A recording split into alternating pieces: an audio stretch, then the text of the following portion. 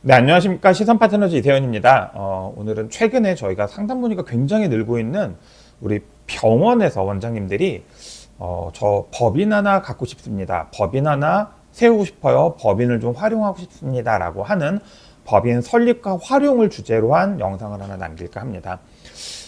우리 원장님들 대부분이 병원을 개인 사업자 형태로 하고 계시죠. 그러다 보니까 이 법인 사업자를 낸다, 활용한다라는 거에 좀 생소해하실 수 있어서 오늘은 그런 내용들을 좀 정리하고, 만약에 법인을 활용하시려고 하면 기왕이면 올해 또 할 수 있다라고 하면 벤처기업으로 만드는 게 왜 유의미한지 영상으로 좀 남기도록 하겠습니다.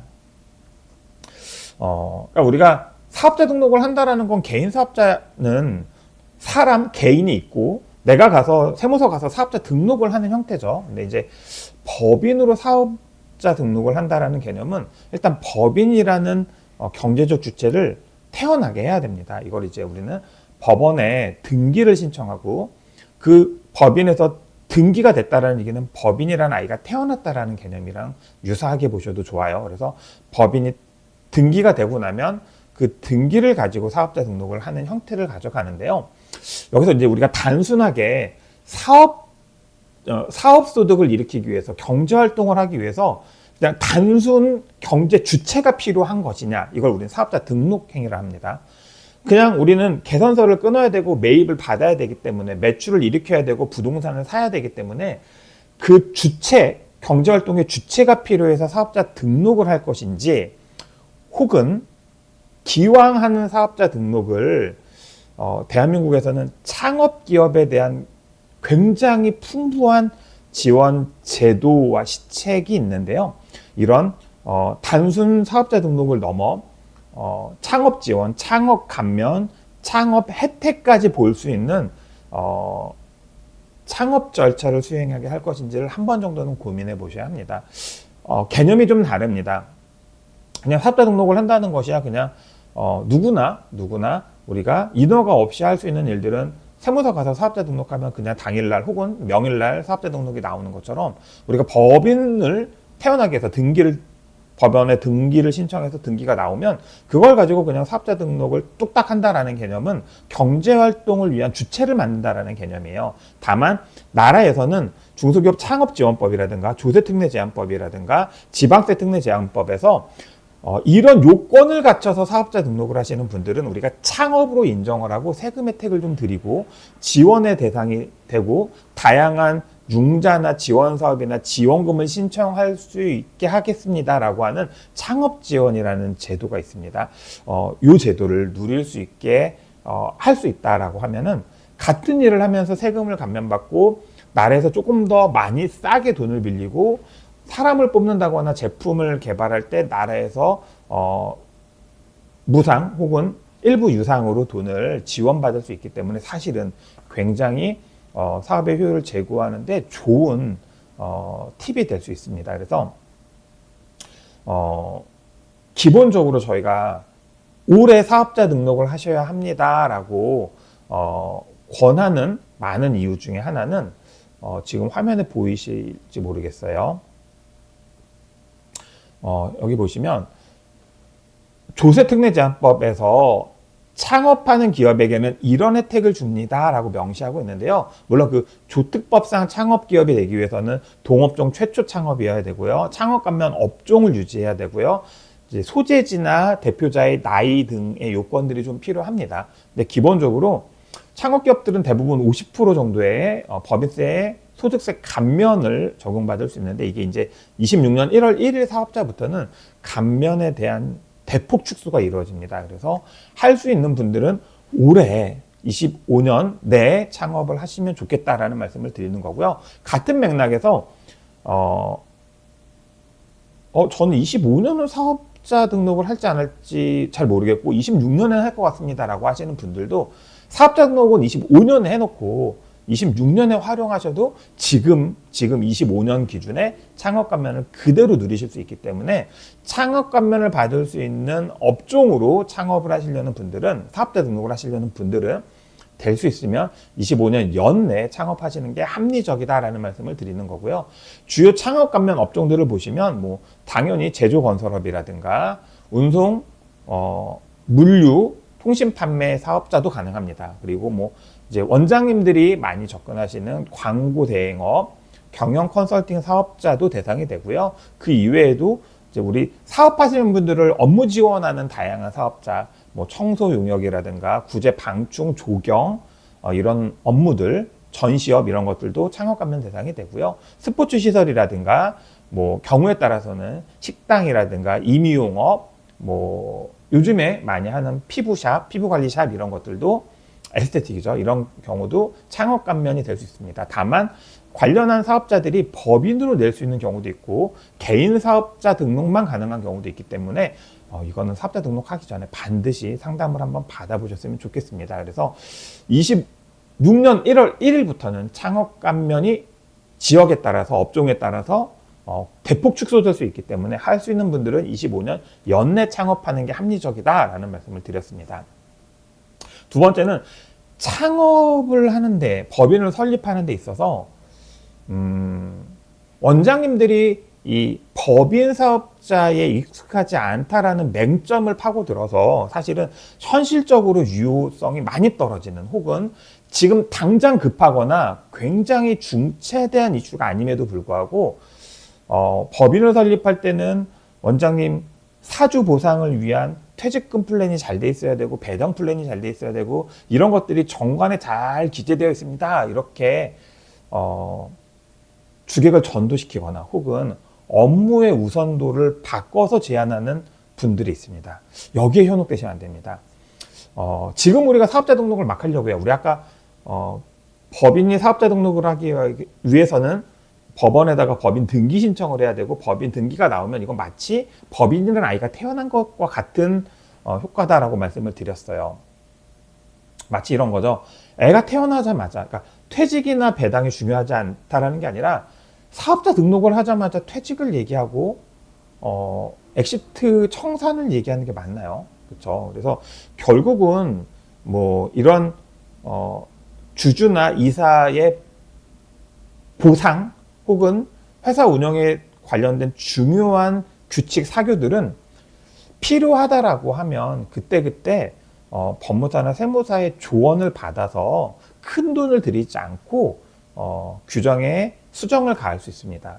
정관은 언제든지 우리가 원하는 만큼 바꾸거나 재편할 수 있기 때문에 사실 사업자 내는 등록을 하는 시점에 정관에 사주보상, 이사나 주주에게 회사에서 돈을 많이 빼갈 수 있는 기회를 부여하는 게 중요합니다라는 로직은 사실 합리적인 접근이라고 보기엔 굉장히 어렵습니다.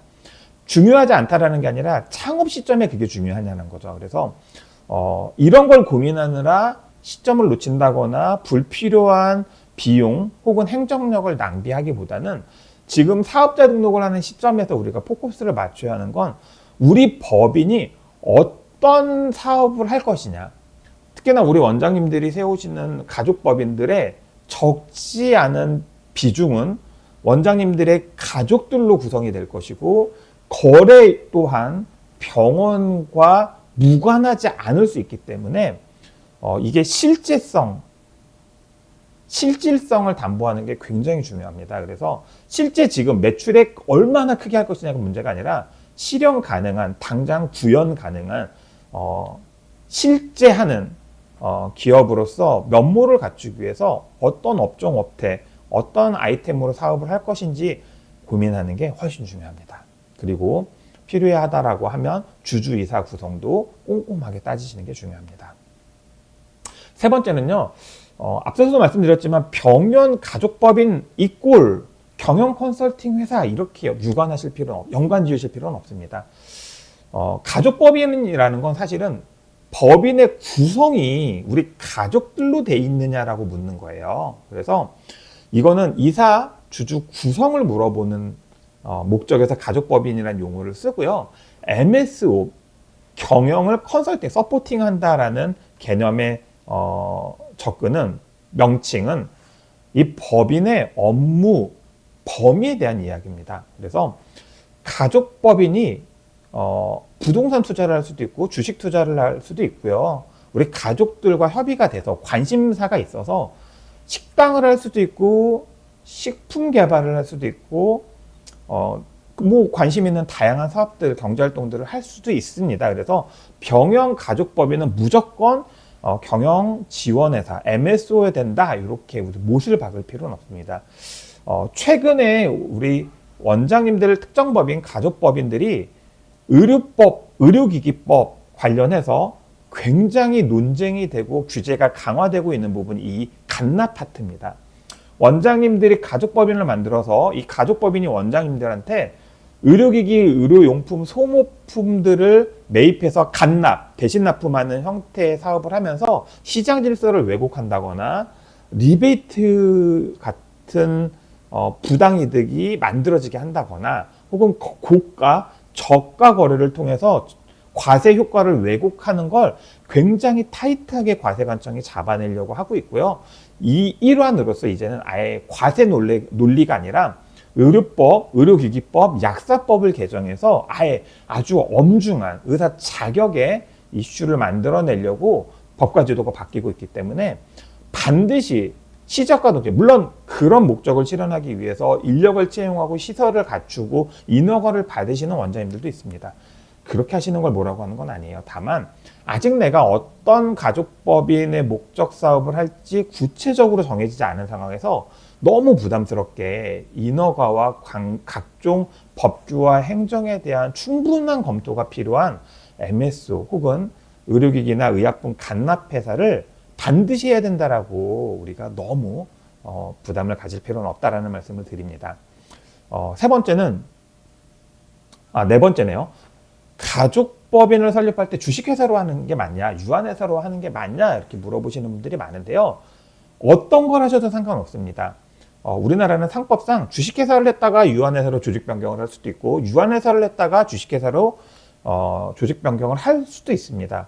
네, 그러니까 바꿀 수 있어요. 그러니까 하면은 끝장이다 이렇게 생각하실 필요는 없습니다. 이걸 너무 막 강압적으로 한번 유한회사로 하면은 죽을 때까지 유한회사를 해야 됩니다. 이렇게 잘못된 오해가 생기도록 컨설팅 하시는 분들이나 제안하시는 분들이 많은데 사실은 주식회사를 하다 유한회사로 바꿀 수도 있고 유한회사를 하다 주식회사로 바꿀 수도 있기 때문에 그게 그렇게 중요한 이슈는 아닙니다.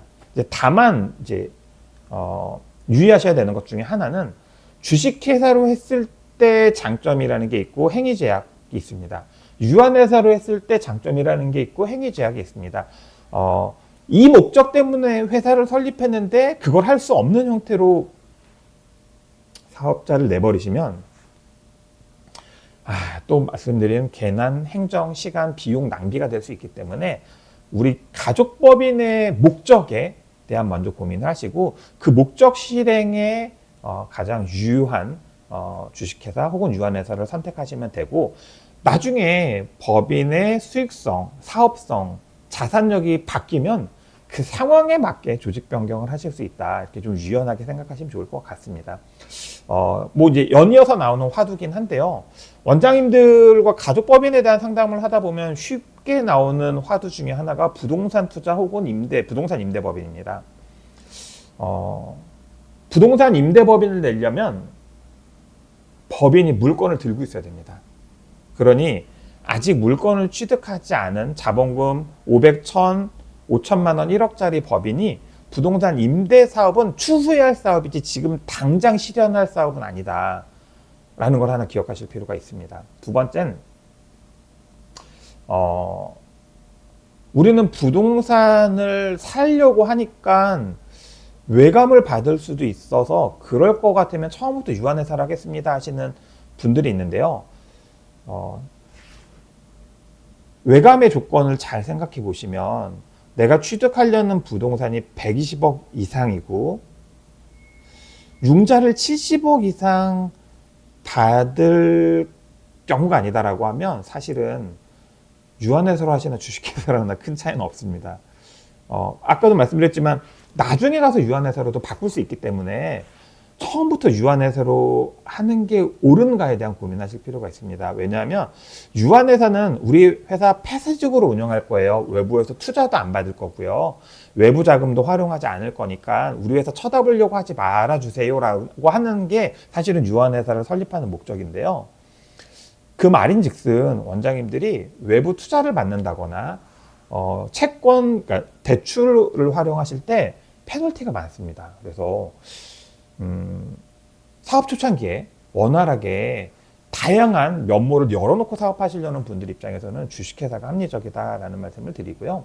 특히나 뭐 뒤에 말씀드리겠지만 나는 벤처기업으로 만들어서 외부에서 투자를 좀 받고 싶다, 혹은 내가 우리 회사에 투자하면서 벤처 투자로서 소득공제를 좀 받고 싶습니다라고 하시는 분들은 특히나 유한회사로 하시면 답이 안 나옵니다.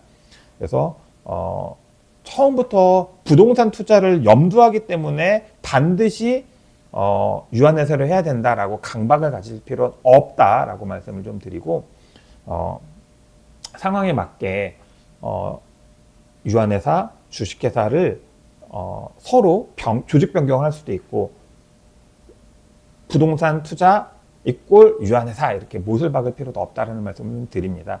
최근에 저희가 상담한 많은 사례에서 부동산도 없는데 그냥 무턱대고 유한회사로 만들어 놓고 벤처 투자로 소득공제 받고 싶습니다, 혹은 외부에서 투자를 좀 받으려고 합니다라고 하면서 제재를 당하는 경우들을 워낙 많이 봅니다. 그래서 지금 회사를 없애고 새로 만든다, 또 행정비용을 들여서 다시 주식회사로 조직 변경한다, 이런 경우들이 자꾸 나오고 있으니까요. 너무 아직 부동산을 들고 시작하는 경우가 아니다라고 하면 너무 가족법인이 임대나 부동산업을 하기 위한 유한회사여야 된다라는 이런 공식화, 고정관념화에서 갇혀 있을 필요는 없다라는 말씀을 좀 드립니다. 가족법인을 만드실 분들 창업감면이라는 요소를 좀 고민해 주십시오. 그러면 올해 안에 설립하는 게 합리적입니다라는 말씀 드렸습니다. 두 번째는 우리 가족법인을 기왕 만드는 김에 벤처기업으로 만들고 싶습니다라고 하시는 분들은 벤처기업이 되기 위한 소요기간이라는 걸 좀 고민하셔야 합니다. 혁신성장 유형이나 연구개발 유형, 연구개발 유형은 사실 현실적으로 쉽진 않고요. 혁신성장 유형으로 하시려는 분들은 기술성, 사업성의 현장 조사를 받을 수 있는, 현장 심사를 받을 수 있는 인프라 세팅이 필요하기 때문에 상당 시간 준비 시간이 필요하고요. 벤처 투자 유형으로 벤처기업이 되고 싶은 분들 입장에서는 개인 투자조합을 만드는 물리적인 소요 시간이 좀 필요합니다. 약 2달이에요.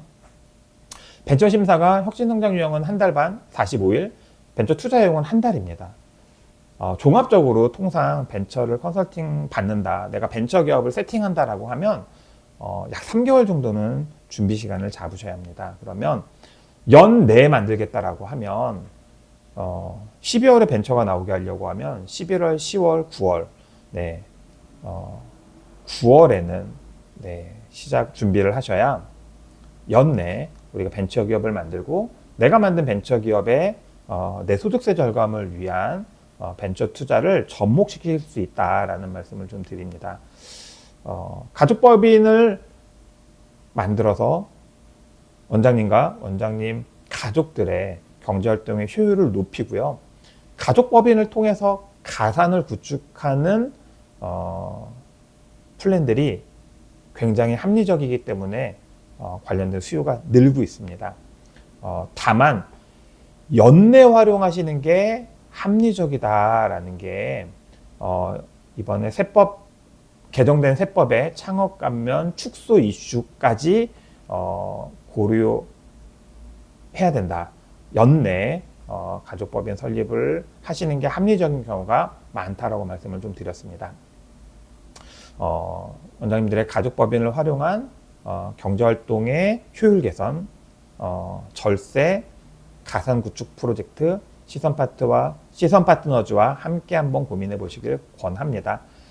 오늘 영상은 여기서 마치도록 하겠습니다. 감사합니다.